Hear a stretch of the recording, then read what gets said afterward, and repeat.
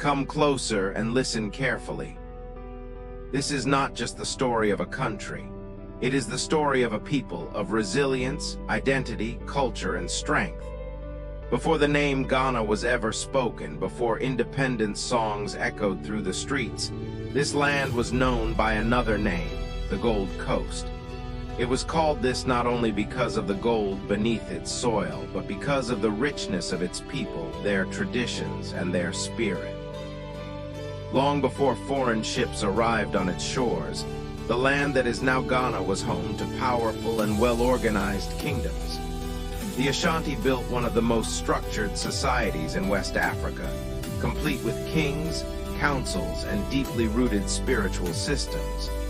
In the northern regions, the Moldagbani kingdoms thrived, guided by chiefs, warriors, and long-standing traditions that shaped their identity.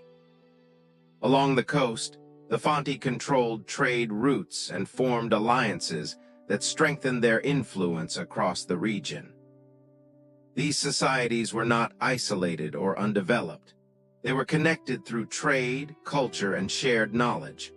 Gold, salt, cola nuts, and textiles moved across regions, while stories, proverbs, and wisdom were passed from one generation to another. Identity was strong, and culture was alive in every aspect of life.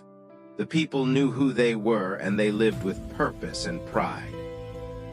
Then everything began to change.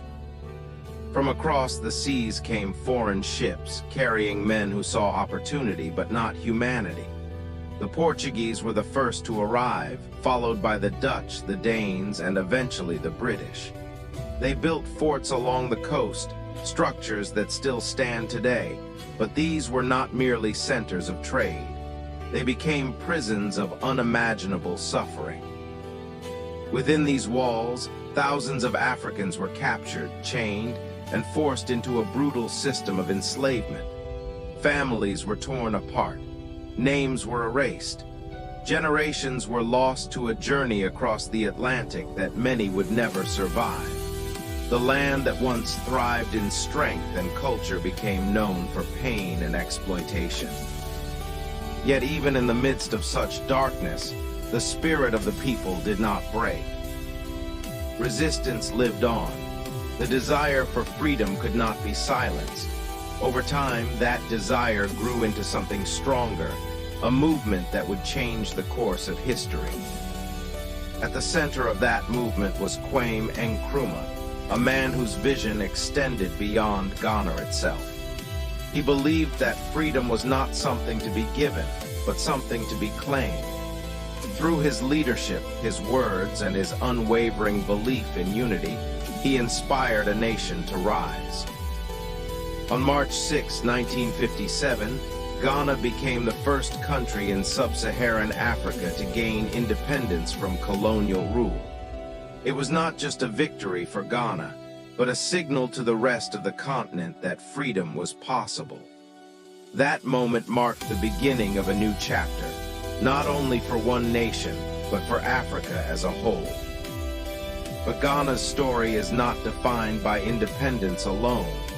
It is shaped by the diversity of its people and the richness of its culture. Ghana is home to many ethnic groups, each with its own traditions, customs, and identity. The Akan, the Yu, the Ga-Dangme, and the Moldagbani people all contribute to the nation's cultural fabric. Though their languages and practices may differ, they are united by a shared sense of belonging and national pride.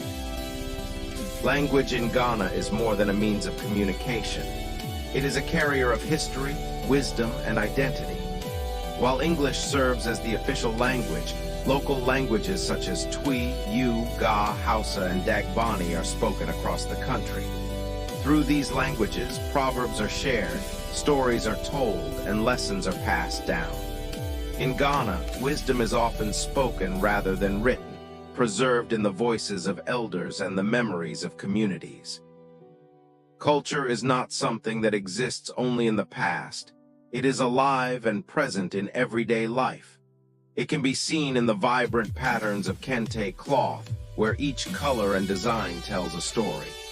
It is heard in the rhythm of drums, felt in traditional dances, and celebrated in festivals that bring communities together. These traditions are not just performances, they are expressions of identity and connection. Food, too, plays an important role in Ghanaian life. It is rich, flavorful, and deeply tied to culture and community. Dishes like jollof rice, fufu served with soup, banku with tilapia, and wakai are more than meals, they are experiences. Food is shared among family and friends, bringing people together and strengthening bonds. In Ghana, a meal is not just about eating, it is about connection.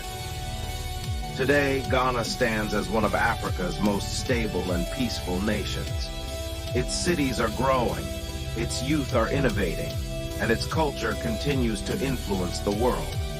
From music and fashion to business and technology, Ghana is shaping its future while staying rooted in its past. Accra, the capital city, reflects this balance between tradition and modernity. It is a place where old meets new, where cultural heritage exists alongside rapid development. Across the country, a new generation is rising, one that is proud of its history and confident in its future. Ghana's journey, from pre-colonial strength to colonial struggle, from independence to modern growth, is a testament to resilience. It is a reminder that even in the face of hardship, identity can endure and strength can prevail. So listen carefully. Ghana is not just a country, it is resilience. It is culture. It is memory. It is the story of a people who refused to be broken, who fought to remember who they were, and who continue to rise. And as long as that story is told, Ghana will never fade. This is IXIXI Ancestral Echoes, where we remember who we are.